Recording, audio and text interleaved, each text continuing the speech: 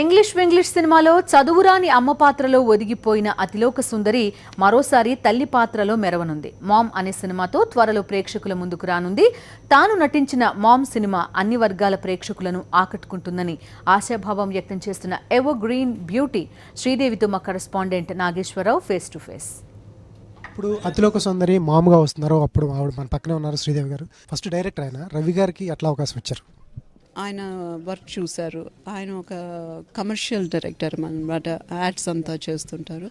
So ఒకరోజు వచ్చి నాకు చూపించారా ఈ ఆయన వర్క్ చూడు, ఆయన చాలా వెరీ టాలెంటెడ్ అనేసి బోనీ కపూర్ గారు వెళ్ళి ఆయన సైన్ చేశారు.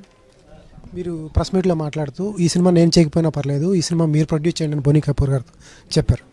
అంత కనెక్ట్ అయిన కంటెంట్ ఏంటండి సినిమాలో? This is a universal subject.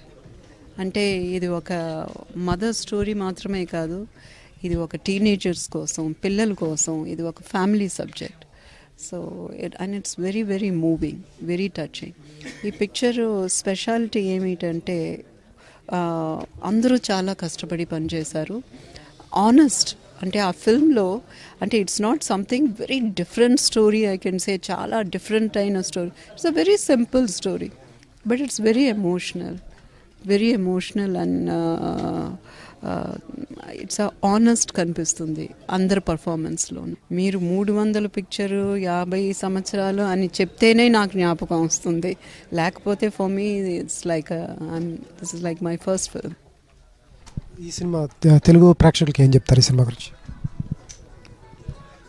Telugu ప్రేక్షకులు ఈ పిక్చర్ తప్పకుండా చూడాలి. అంటే ఫ్యామిలీ తోటి చూడాలి. It's a family oriented film.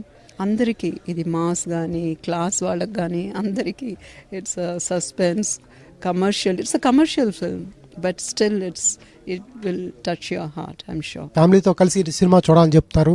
Ramanaidu studio నుంచి కెమెరా పర్సన్ రవిప్రసాద్తో నాగేశ్వరరావు, సాక్షి టీవీ.